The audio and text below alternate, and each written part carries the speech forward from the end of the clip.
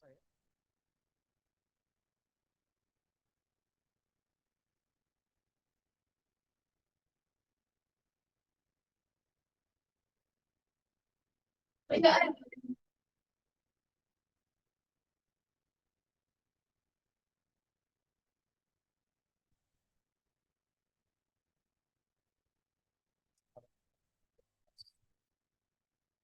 Tes, tes.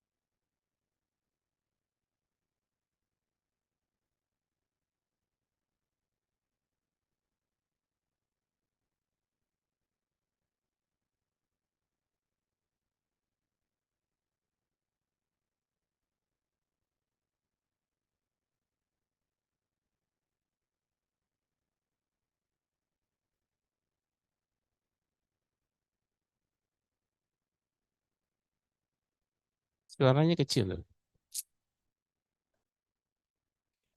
Saya nggak biasa dengan Zoom ya. Jadi biasa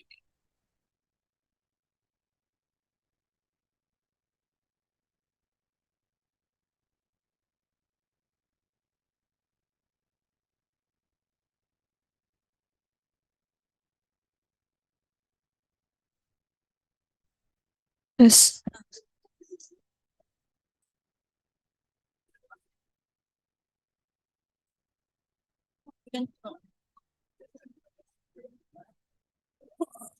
untuk kelas yang di Zoom bisa dengar suara saya? bisa dokter. Dokter, dokter. Terdengar, dok. Oke, kita mulai ya.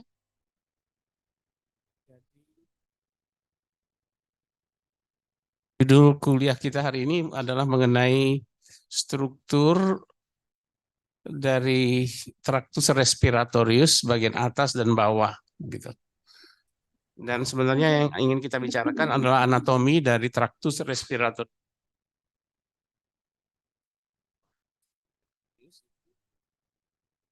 Konotasinya adalah anatomis ya, karena kita mempelajari tentang struktur. Sementara kalau kita berbicara tentang sistem respiratori, itu kesatuan, baik itu anatomi maupun dan tadi sudah saya singgung bahwa sebenarnya tujuan dari basic science itu adalah untuk memahami patofisiologi. Patofisiologi itu adalah sebuah ilmu yang mempelajari tentang mekanisme atau gejala adalah sebuah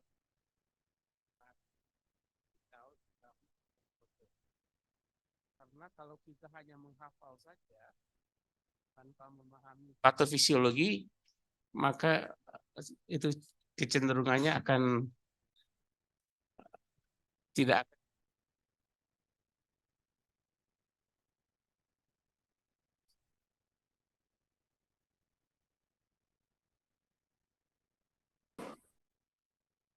akan terjadi penyakit gejala dan juga bisa dipakai untuk memahami tentang terapi. Sebagai contoh nanti misalnya saja kalau ada seseorang terserang asma bronkial penyempitan pada bronchiolus. Nanti kita akan penyempitan pada bronchiolus akibatnya udara dari luar tidak bisa mencapai alveolus. Tidak terjadi pertukaran gas dan gejalanya dia mengalami sesak nafas. Bagaimana mekanisme terjadinya penyempitan atau bronkokonstriksi pada bronchiolus, itu yang kita sebut sebagai patofisiologi ya. Jadi kamu harus memahami tentang patofisiologi. Tentu saja dipakai menjelaskan patofisiologi. Yang pertama adalah anatomi, fisiologi, kemudian tentu saja histologi ya, pada level histologi. Bahkan sekarang sudah ada lagi biologi. Itu harus bisa dipahami. Nanti selama pendidikan kamu akan mempelajari itu. Sementara yang kamu lihat di klinik nanti adalah gejala-gejala yang kemudian didiagnosis sebagai sebuah penyakit yang kemudian dicarikan treatmentnya dan dicarikan juga jalan untuk pencegahannya. Jadi yang kita sedang pelajari sekarang adalah tentang struktur dari traktus respiratori.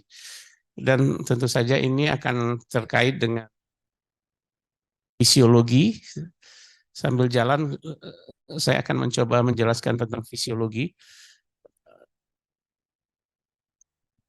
Dan kalau masih ada waktu kita akan menyinggung sedikit gangguan-gangguan pada sistem respiratori.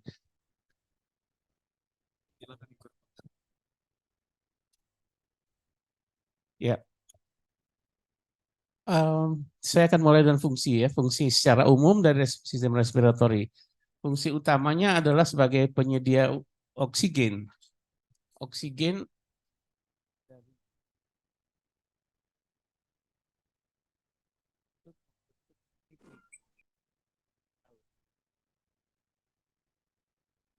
setiap sel itu membutuhkan ATP sebagai bahan bakar. Untuk bisa berfungsi, setiap sel membutuhkan ATP.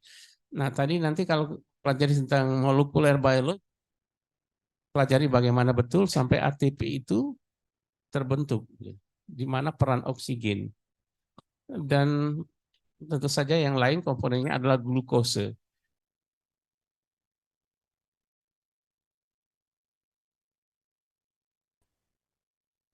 Mohon maaf, izin dokter.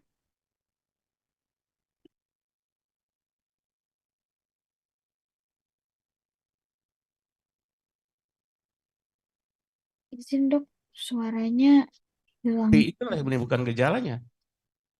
Jadi ATP bagaimana itu dibentuk, dipelajari nanti di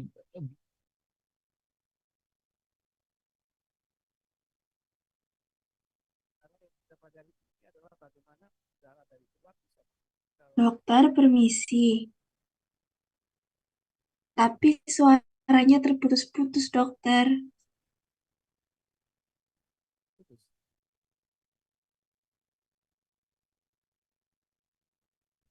tes. Oh ya, harus lebih dekat. Ya, oke.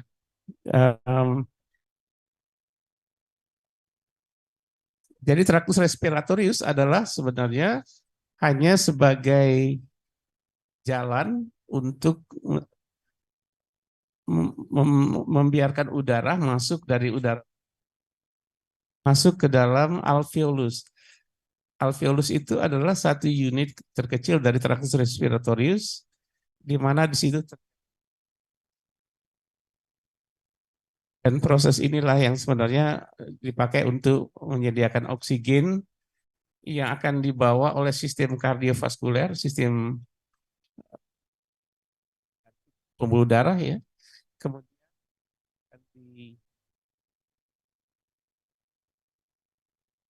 disebarkan ke seluruh tubuh, mencapai setiap sel, dan di sana akan terjadi perfusi, yaitu sel-sel tadi akan menyerap oksigen dan glukose dan semua nutrisi yang dibawa oleh sistem kardiovaskuler untuk dipakai membentuk. Skemanya kan barangkali sudah familiar ya, sistem sirkulasi. Kalau kita lihat dari pandang respiratori, sebenarnya respiratorius itu dibagi dua komponen, dua sisi. Sisi pertama adalah sisi yang disebut external respiration, yaitu udara dari luar bisa masuk mencapai sirkulasi. Dalam upaya memahami itulah kita akan mempelajari tentang traktus respiratorius tadi. Kemudian udara itu akan masuk ke dalam darah dan bisa diukur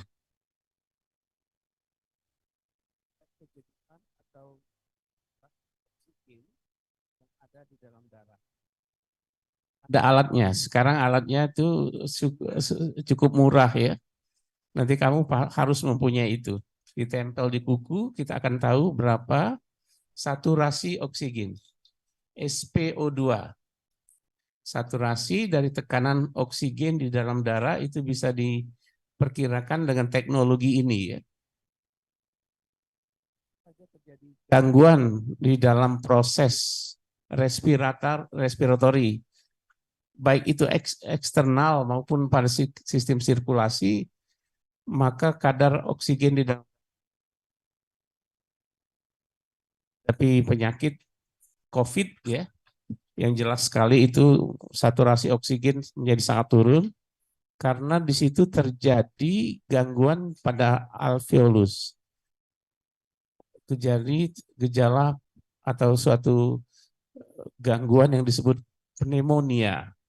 Pneumonia itu adalah gangguan atau infeksi atau inflamasi pada alveolus. Alveolus adalah tempat pertukaran gas tadi, begitu.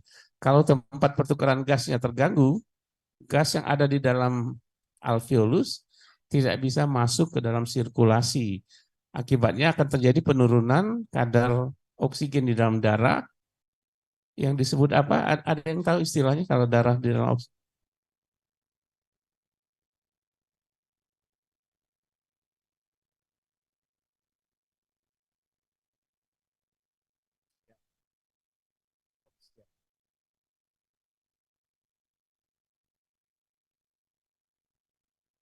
Bagian dari patofisiologi. Bagaimana patofisiologi dari sesak nafas misalnya. Secara bagaimana ATP tadi terbentuk di dalam setiap sel itu bagian dari sistem respiratori internal. Jadi sebenarnya orang kita menginterpretasikan itu dia merasa sesak nafas itu karena sel-selnya kekurangan oksigen. Akibatnya sel itu tidak bisa membentuk ATP dan sel-sel yang kekurangan ATP itu akan melapor ke otak.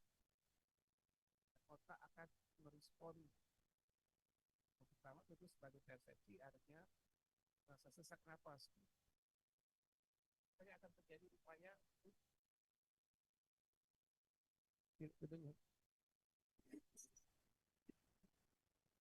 sudah sangat dekat begitu. Ya, kalau dua-duanya bisa kedengeran makanya ya.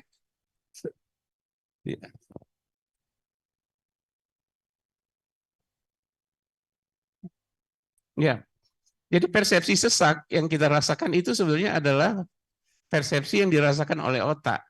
Dan otak itu menerima input dari setiap sel yang melaporkan bahwa dia kekurangan ATP.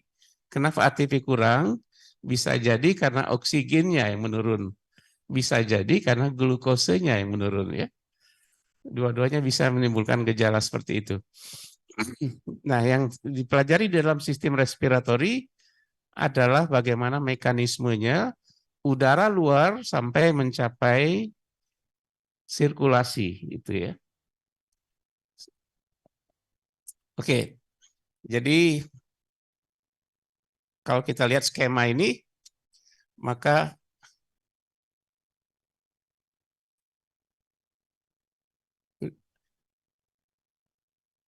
Pointernya kelihatan nggak ini? Ini kira-kira paru-paru, ini paru-paru kanan, ini sebelah paru-paru kiri. Di sini pertukaran gas di sini, di mana udara yang masuk dari luar akan berdifusi masuk ke dalam kapiler-kapiler di paru-paru, di sekitar alveoli, kemudian masuk ke dalam sirkulasi. Kemudian dibawa ke seluruh tubuh gitu. Oke. Nah, bagian-bagian dari respiratory tracts ya. Ini harusnya respiratory tracts ya. Itu yang pertama adalah nasal cavities, rongga hidung. Rongga hidung itu adalah bagian yang paling luar yang tujuannya adalah memfilter, kemudian menghangatkan dan melembabkan udara yang masuk. Jadi fungsi dari rongga hidung adalah secara spesifik adalah untuk menghangatkan ya, dan sebagian juga akan menyaring dari kotoran-kotoran dari udara yang terinhalasi. Sebenarnya udara juga bisa masuk melalui rongga mulut, tetapi itu tentu saja tidak fisiologis. Dan nasal cavities ini seringkali mengalami sumbatan. Sumbatan di salah satu tempat, salah satu area di sepanjang tractus respiratorius itu selalu menimbulkan sesak, menimbulkan rasa sesak. Karena sumbatan dimanapun itu, kalau dia cukup besar sumbatannya menyebabkan penurunan difusi oksigen ke dalam sirkulasi. Gangguan itu cukup signifikan tentu akan menimbulkan gejala ya. Contohnya kalau sedang pilek begitu. Terjadi udema pada kafum nasi, mukosa kafum nasi itu membengkak, akibatnya udara yang masuk menjadi terganggu, akhirnya akan terjadi penurunan pertukaran gas di alveolus yang berdampak terhadap penurunan SpO2 tadi ya, SpO2 dan seterusnya. SpO2 kemudian akan menimbulkan persepsi sebagai rasa sesak tadi. Kemudian traktus respiratori yang berikutnya adalah pharynx. Pharynx ini merupakan bagian dari traktus digestivus sebenarnya. Tetapi karena dia merupakan persimpangan antara kafum nasi dengan traktus respiratorius, dia menjadi penting ya. Dan begitu pentingnya pharynx ini, ada satu disiplin ilmu kedokteran yang khusus mempelajari ini. Ya, bagian THT itu contohnya ya. THT itu telinga, hidung, dan tenggorokan ya. Jadi ada persimpangan jalan di mana antara traktus respiratorius dan traktus digestivus itu crossing gitu. Nanti kita lihat di skema gambarnya ya. Kemudian lanjutan dari traktus respiratorius tadi adalah larynx. Larynx itu bagian paling atas atau bagian paling bawah dari upper respiratory. Nanti akan kita lihat pembagiannya. Diawali dari glotis, muara larynx. Dan larynx ini merupakan tempat di mana udara atau suara diproduksi. Karena itu disebut sebagai voice box. Jadi kita bisa bersuara itu karena adanya produksi suara yang dibuat oleh pita suara yang ada di larynx. Karena itu strukturnya juga harus bisa difahami. Ya. Struktur dari larynx itu yang harus dipelajari di anatomi. Gitu. Kemudian di bagian bawahnya lagi adalah trachea atau pipa, windpipe itu disebut demikian karena bentuknya memang seperti pipa. Turun ke bawah sebagai saluran yang kemudian bercabang menjadi dua, bronkus, dan bronkus itu bercabang lagi menjadi bronkus sekunder, tersier, dan kemudian berakhir sebagai bronchiolus. Bronchiolus itu juga ada dua, bronchiolus terminalis dan bronchiolus respiratorius. Bronchiolus respiratorius itu akan melanjutkan diri sebagai alveolus begitu. Dan sebagian dari traktus respiratoris ini berada di dalam satu organ yang disebut paru-paru. Ya. Jadi paru-paru itu kumpulan dari traktus respiratorius pada dasarnya, bagian bawah. Dan paru-paru akan dibungkus oleh pleura, bungkus paru-paru. Yang penting dalam proses bernafas. Nanti kita akan belajar juga tentang bagaimana breathing mechanism, bagaimana proses bernafas. Karena udara bisa masuk ke dalam itu karena adanya proses bernafas ya. Dan proses bernafas ini akan dikontrol oleh pusat di otak. Jadi ada satu siklus atau satu irama yang konstan dalam menghasilkan irama bernafas. Sama seperti irama pada jantung. Tetapi irama pada pernafasan itu lebih mudah dimodifikasi. Gitu. Semuanya nanti itu akan dipelajari pada sistem yang lain ya. Sistem saraf akan mengajarkan kamu bagaimana mekanisme pengaturan respiratori oleh sistem saraf. Kemudian dari trachea tadi akan bercabang menjadi bronkus dan yang paling kecil ujungnya membentuk bronchiolus. Kemudian berakhir sebagai alveolus. Alveolus ini merupakan kantong-kantong kecil yang berisi udara di mana terjadi pertukaran gas tadi. Dan di alveolus ini terdapat satu zat yang tujuannya mencegah supaya alveolus itu tidak mengalami kolaps. Jadi supaya dia tetap berkembang, dibutuhkan satu zat yang bisa menyebabkan alveolus itu tetap utuh begitu seperti balon-balon kecil ya.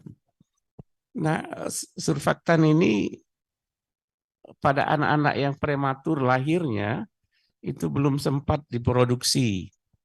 Karena itu surfaktan yang sedikit ini menyebabkan paru-paru pada anak-anak yang prematur itu mengalami kolaps. Karena itu dia tidak bisa mengalami pertukaran gas. Dan itu harus membutuhkan satu perawatan yang khusus. Kemudian paru-paru dibungkus oleh pleura yang terdiri dari dua lapis, visceral pleura dan parietal pleura. Visceral pleura itu yang langsung melekat pada paru-paru. Kemudian yang parietal itu melekat pada dinding rongga toraks. Dan di antara kedua paru-paru, dua lapisan pleura ini terdapat cavum pleurae namanya. Cavum pleurae ini berisi cairan. Kalau cairannya terlalu banyak, maka itu akan mengganggu mekanisme pernafasan. Dan seperti kita ketahui, kalau terjadi inflamasi, terjadi infeksi, akan selalu terjadi sekresi, terjadi perfusi keluarnya cairan-cairan yang dari kapiler masuk ke dalam rongga-rongga, termasuk rongga pleura. Karena itu kalau kita menemukan adanya cairan di dalam cavum pleura, itu menandakan ada terjadi inflamasi begitu. Ya. Tinggal sebagai dokter cari tahu apa yang menyebabkan inflamasi itu. Kemudian mediastinum itu adalah rongga yang berada di antara organ-organ. Dan organ di rongga dada itu yang utamanya adalah jantung dan paru-paru. Gitu. Di antara jantung dan paru-paru terdapat rongga lain yang disebut mediastinum, dan di situ terdapat beberapa organ penting antara lain seperti timus, ya, kemudian esophagus yang berjalan juga di antara paru-paru tadi. Nah, ini adalah outline dari tractus respiratorius, ya. Ini akan kita pelajari. Ya, yang pertama tentu kita akan mulai dengan rongga hidung. Rongga hidung, yang penting itu rongga hidung, ya, bukan hidungnya, ya. Hidung ini mempunyai fungsi estetik juga tentu, ya. Yang hidungnya mancung kelihatannya lebih cantik begitu, ya. Itu dalam kultur kita begitu, ya. Walaupun kalau kita tanyakan pada mereka yang hidungnya pesek, secara kultural mereka tidak menganggap itu jelek begitu. Ya. Tetapi yang paling penting secara fungsional adalah rongga hidungnya. Ya. Jadi ada beberapa hal yang perlu kita ketahui dari rongga hidung ini. Lubang yang paling depan ini disebut nares, ya, rongga hidung. Di dalamnya ada rongga. Kemudian di belakang juga ada lubang lain yang berhubungan dengan pharynx tadi. Dan pharynx itu ada tiga bagian, ya. Pharynx ini ada bagian yang berada di belakang rongga hidung, itu disebut sebagai nasopharynx. Sementara pharynx yang berada di belakang rongga mulut disebut oropharynx. Dan pharynx yang berada di belakang larynx itu disebut laryngopharynx. Jadi pharynx itu dikategorikan dalam tiga berdasarkan lokasinya. Dan lanjutannya tentu saja seperti tadi, pharynx dilanjutkan dengan bronchus, kemudian bronchiolus, akhirnya mencapai alveolus.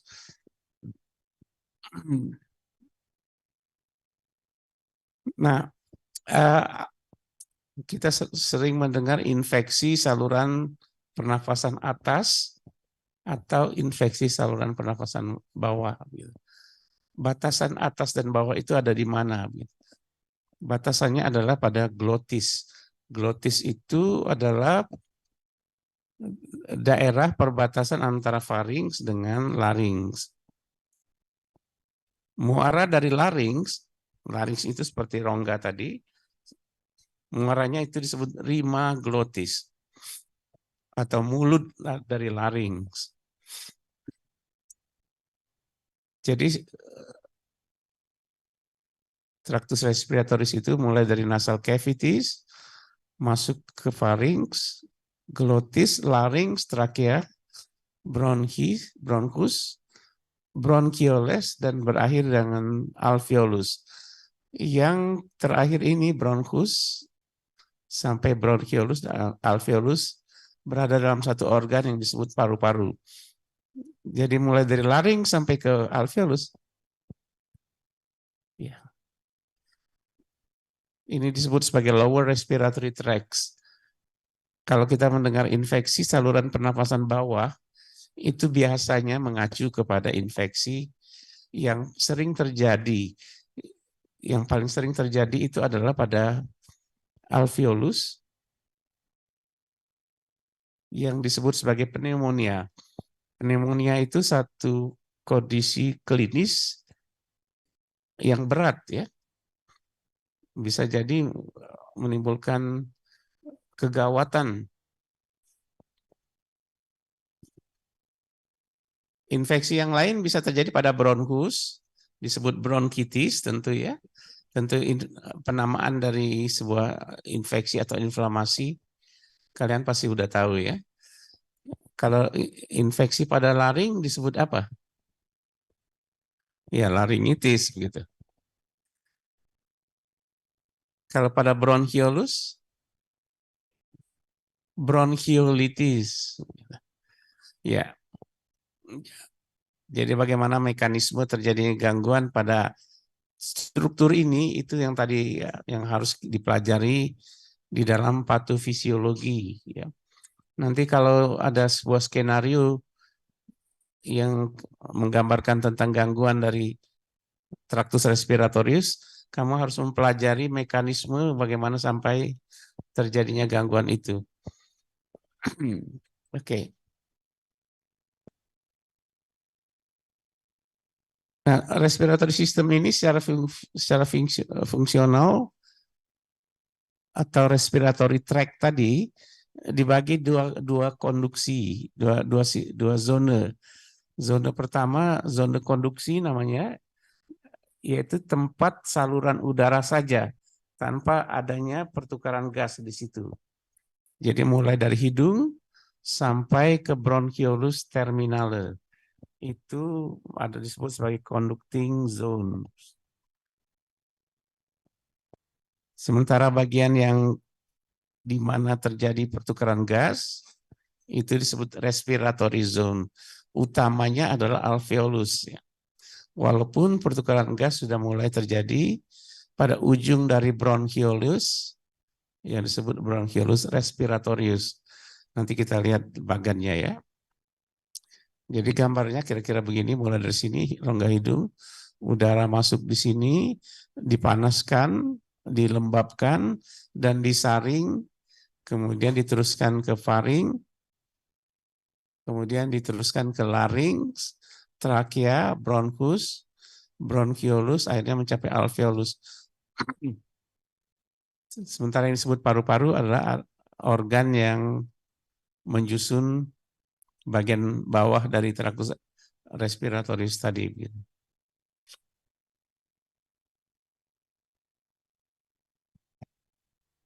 Ya, ini fungsi dari hidung tadi sudah.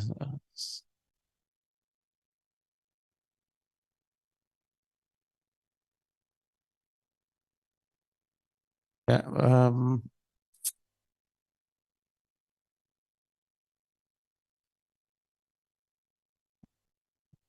parfumasi ini sendiri karena fungsinya adalah untuk memanaskan dan melembabkan udara, tentu saja dia harus dilengkapi dengan sel-sel untuk fungsi tersebut. Karena itu di sini ada beberapa kelenjar sebaceous yang menghasilkan minyak sebenarnya.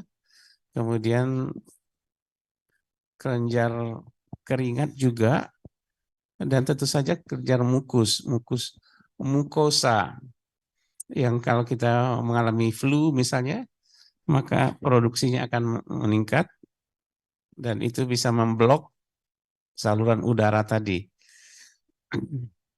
Sementara di bagian paling depan di daerah vestibulum ini ada bulu ya, bulu-bulu yang disebut fimbriae. Fimbriae ini tuh fungsinya adalah untuk menyaring kotoran. Debu-debu yang ukurannya cukup besar bisa tersaring di situ. Tapi kalau ukuran debunya kecil, tentu dia bisa masuk. Dan bisa masuk bahkan sampai ke alveolus. Kalau ukuran debunya terlalu kecil. Dan tentu saja akan menimbulkan reaksi inflamasi. Karena itu mereka yang bekerja di tempat berdebu itu sangat beresiko untuk mengalami infeksi paru-paru. Karena itu dianjurkan menggunakan masker. Jadi masker itu adalah tujuannya untuk menyaring. Di daerah hidung juga ada beberapa rongga yang penting untuk mengamplifikasi suara. Itu disebut sebagai sinus paranasalis.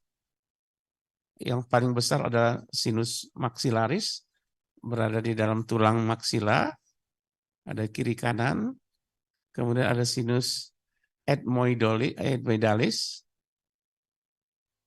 os ethmoidale, dan os sphenoid. Di dalamnya ada sinus sphenoidalis dan sinus frontalis yang berada di os frontalis.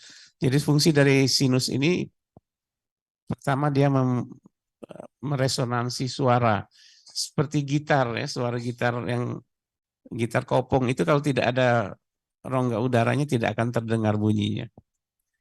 Karena itu kalau pada keadaan flu di mana terjadi sumbatan dari muara sinus ini di rongga hidung, maka suara menjadi berubah ya.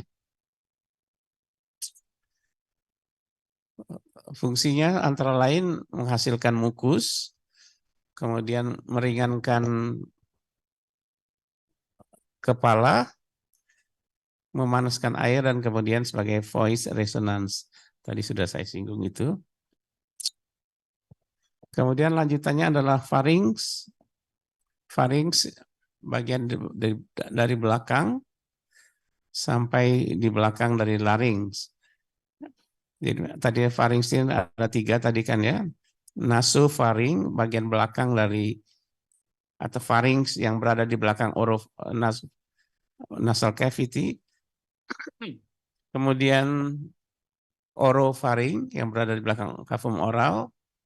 Kemudian di belakang laring disebut laryngopharynx. Ada beberapa organ penting di daerah sini, utamanya adalah yang bagian dari sistem pertahanan tubuh ya. Ada beberapa kelenjar limfe yang penting di sini. Karena udara yang masuk itu bisa jadi membawa mikroorganisme. Karena itu untuk mencegah supaya tubuh tidak terinfeksi, diberikan penjaganya kira-kira. Penjaganya adalah dalam bentuk kelenjar-kelenjar limfe di sini. Di daerah nasopharynx di sini ada adenoid namanya. Kelenjar limfe yang khusus untuk mengambil sampel kuman-kuman yang masuk.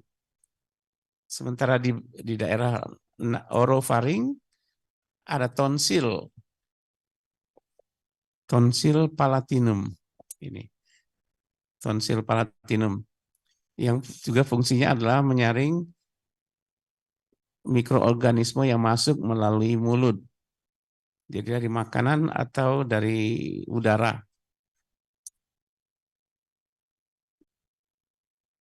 Pada anak kecil seringkali adenoidnya mengalami pembekakan ya. Sampai terjadi blocking pada saluran nafas. Karena itu dia bernafas menggunakan mulut begitu.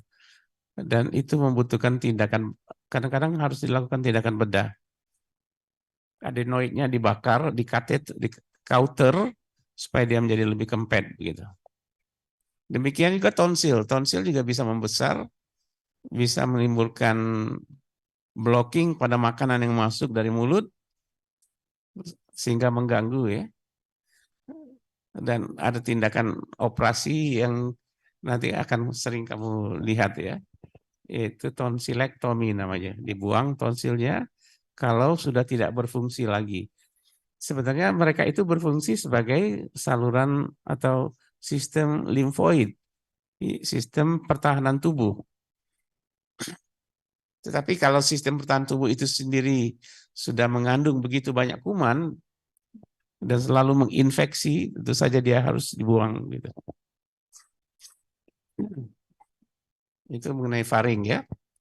Kemudian larynx. Larynx itu yang tadi disebut sebagai voice box, kotak obat, kotak suara, kotak suara ya. Ini disusun oleh kartilago. Kartilago hialin. Hialin kartilago ada 9 keping. Ada 9 keping kartilago yang menyusun larynx. Ya, gambarnya nanti kamu bisa lihat. Dan di dalamnya terdapat, di dalam larynx ini organ yang penting adalah adanya pita suara di situ. Ini pita suara atau plica vocalis yang fungsinya adalah untuk menghasilkan suara. Mengenai nama-nama dari kartilagonya nanti kamu bisa lihat di sini ya. Kartilago ada yang berpasangan, ada yang tunggal. Yang tunggal itu contohnya tiroid, krikoid, epiglotis, kemudian arytenoid, cuneiformis, corniculatum ini berpasangan. Jadi totalnya ada 9 gitu. Dan masing-masing itu ada otot yang melekat di sana, yang fungsinya tentu untuk mengangkat larynx. Dan larynx ini dalam proses menelan juga akan terangkat ke atas. Proses menelan itu sebenarnya proses yang terjadi di daerah faring. Tapi karena faring dan laring itu menjadi satu kesatuan, maka pada waktu proses menelan juga dia akan bergerak ke atas. Karena itu kita bisa kasih apakah ada refleks menelan atau tidak pada pasien hanya dengan mengamati larynxnya. Ya, lanjutan dari traktus respiratoris yang lebih ke bawah lagi adalah trakea. Trakea itu sebenarnya hanya saluran saja, terdiri dari kartilago, berbentuk seperti huruf C, begitu. Seperti huruf C, artinya dia bukan berbentuk seperti ring, kartilagonya. Di mana bagian belakangnya itu terbuka. Jadi bagian belakangnya terbuka, seperti ini gambarannya, kartilagonya berbentuk cincin C, dan di belakangnya terdapat membran yang melekat dengan oesophagus.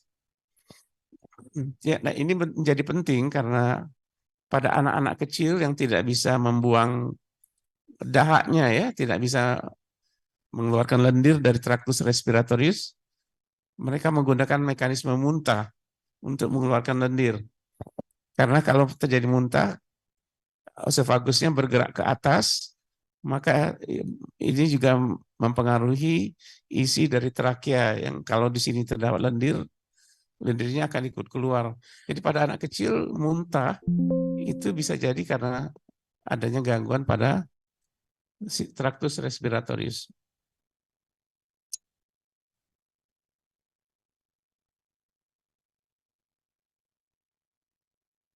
Nanti kamu pelajari sendiri saja ya tentang bagaimana dinding dari trakea. Tentu seperti biasa, setiap rongga dilapisi oleh mukosa. Di dalam tubuh kita, sel yang melapisi rongga, yang menjadi pelapis itu adalah epitel. Di histologi pasti kamu sudah belajar, epitel itu ada beberapa jenis. Ya. Salah satunya adalah yang membentuk mukosa. Mengapa dia disebut mukosa? Karena di dalamnya terdapat sel goblet yang menghasilkan mukus atau lendir. Fungsinya lendir tadi tentu saja untuk menangkap benda-benda yang masuk bersama udara. Dan karena itu pada waktu pagi hari seringkali banyak lendir dan itu harus dikeluarkan. Karena itu mekanisme untuk membersihkan traktus respiratoris.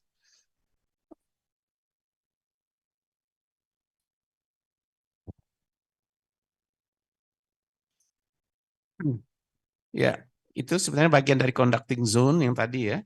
Conducting zone mulai dari rongga hidung sampai ke alveolus, sampai ke bronchiolus terminalis tadi, itu disebut sebagai conducting zone. Sementara secara anatomi, bagian dari paru-paru, ini yang nanti harus kamu pelajari pada waktu praktikum, bagaimana pembagian paru-paru ini. Paru-paru kanan ada 3 lobus, paru-paru kiri ada 2 lobus, begitu ya. Dan di bagian dalam tentu kita akan mendapatkan bagaimana hubungan antara lobus dengan traktus respiratorius tadi. Setiap lobus itu dipegang oleh satu cabang bronkus.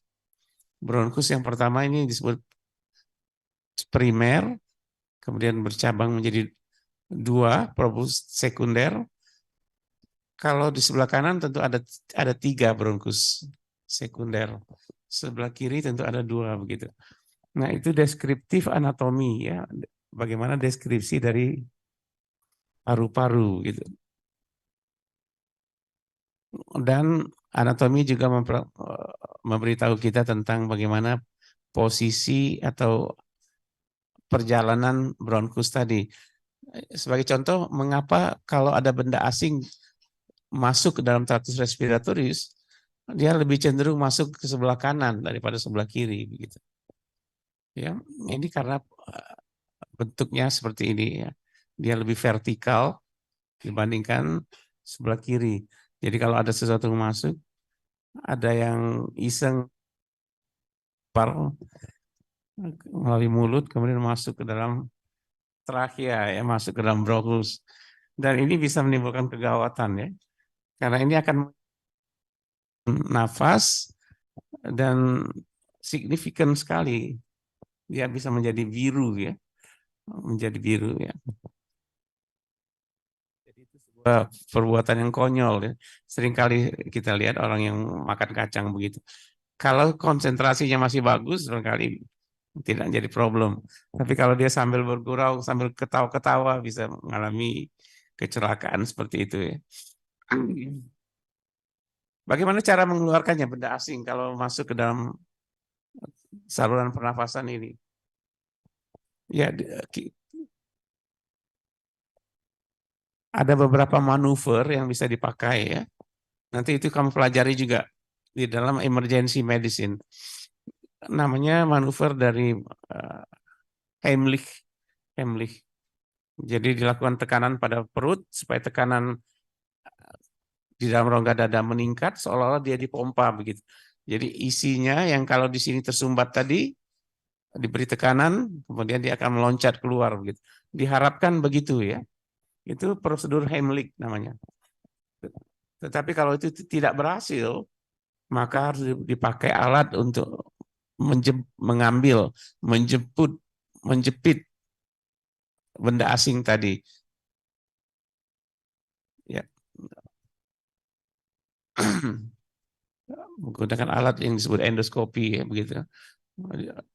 Atau di sini disebut bronkoskopi gitu. Karena dia khusus masuk ke dalam bronkus.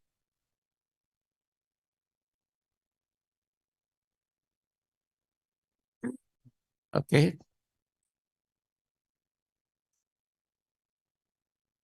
Nah, kita sampai pada respiratory zone. Kalau kita lihat tadi perjalanan dari bronkus primer, sekunder, tersier, kemudian bronchiolus, akhirnya mencapai bronchiolus terminalis, akhirnya cabangnya menjadi bronchiolus respiratorius, yang di situ terdapat tonjolan-tonjolan kantung-kantung kecil yang disebut alveolus. Mulai dari bronchiolus respiratorius sampai ke distal sini, itu disebut sebagai respiratory zone. Karena di daerah itu sudah mulai terjadi pertukaran gas. Utamanya pertukaran gas itu terjadi di alveolus. Dan alveolus ini menjadi penting diketahui. Di dalam sini di dalam alveolus ini terdapat dua jenis sel respiratoris tipe 1 dan tipe 2. Ya. Dan secara histologis juga di sini banyak sekali terdapat makrofag. Di dalam alveolus itu ada sel-sel yang fungsinya defense. Jadi kalau ada bakteri yang ikut masuk, maka akan difagositosis oleh makrofag. Bahkan debu-debu pun itu akan dimakan oleh sel-sel makrofag. Kemudian sel makrofagnya akan dibuang bersama-sama dengan mukus. Karena itu dalam satu hari saja bisa berapa juta kita membuang makrofag sebenarnya. Karena yang masuk ke dalam alveolus ini banyak sekali.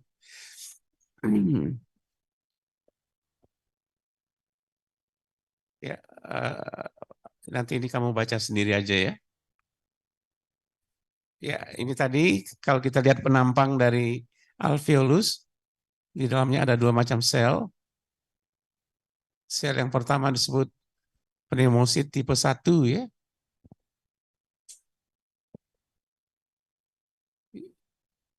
Yang di situ terdapat celah di antara sel-sel itu di mana terjadi pertukaran gas.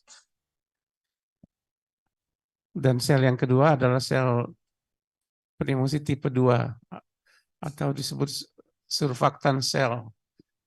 Sel yang menghasilkan surfaktan, zat yang tujuannya mempertahankan supaya bentuk alveolus ini tetap bulat seperti ini, tidak kolaps.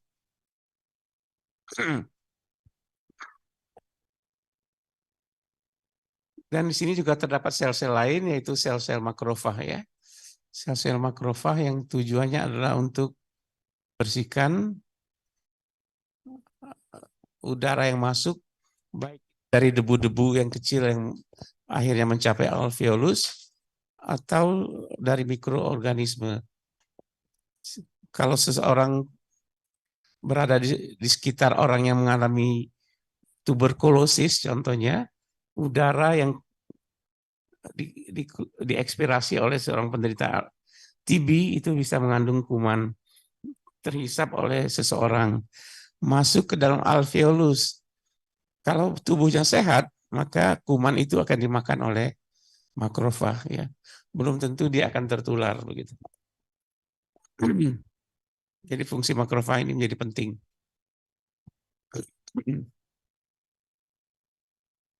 Bagaimana terjadinya pertukaran gas? Udara yang masuk tadi harus menembus sebuah membran yang disebut membran respiratory. Ya, respiratory membrane yang sebenarnya terdiri dari epitel alveolus yang ini, epitel yang ini, kemudian lamina basalisnya yang menempel pada lamina basalis dari atau tunica adventitia dari kapiler.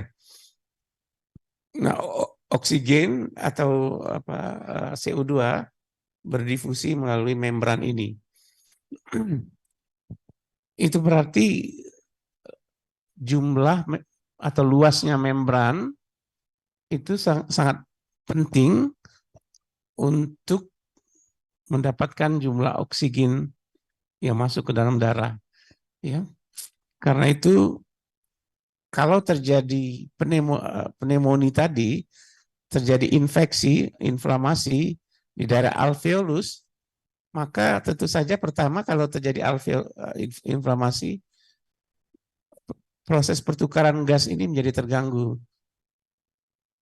Dan jumlah dari membran respiratorinya menjadi sedikit. Penurunan dari luas membran respiratori yang akut itu bisa mematikan ya. Contohnya pada waktu ada ledakan bom misalnya begitu. Udara yang terkompresi itu menekan rongga torak menyebabkan kompresi alveolus sampai jumlah dari membrana respiratorinya menjadi sangat sedikit.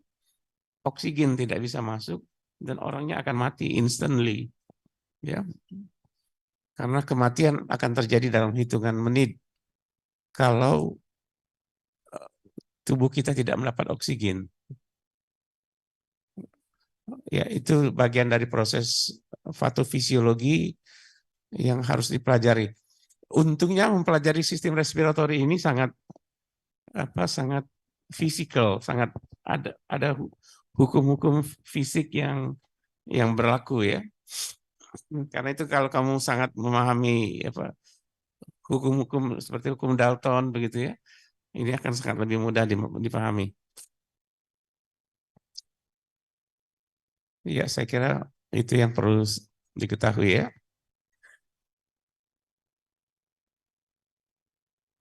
Ya, saya kira itu out dari traktus respiratoris ya.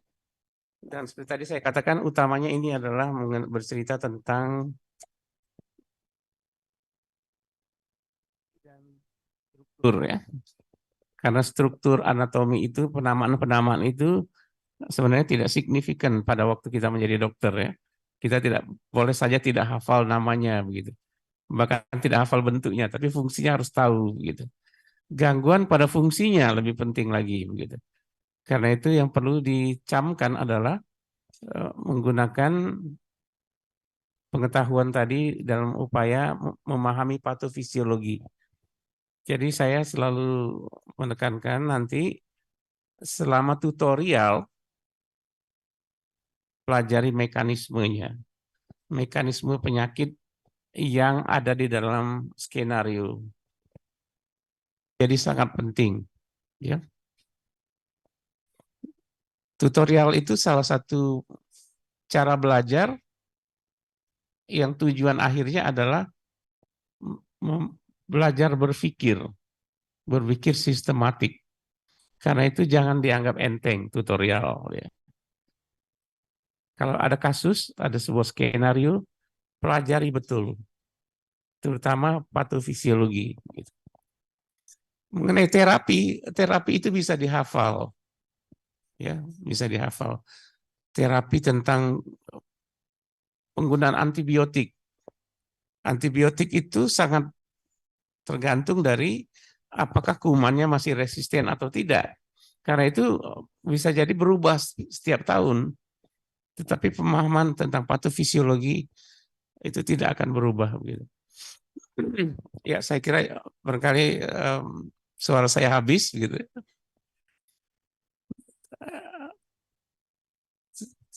Sebenarnya saya mengalami sebuah kelainan yang disebut LPR, ya. Laringofaring reflux, yang kalau berbicara terlalu lama suaranya habis begitu. Ya, jadi itu sebuah kondisi yang berhubungan dengan asam lambung sebenarnya ya. Jadi karena itu menjadi tidak nyaman bagi saya untuk memberikan. Hanya saja saya mau menganjurkan kepada kamu coba dipelajari ya, coba dipelajari dengan satu tujuan memahami patofisiologi. Jadi nanti itu dipraktekkan pada waktu tutorial gitu. Ya, ya mudah-mudahan kamu akan sukses. Gitu.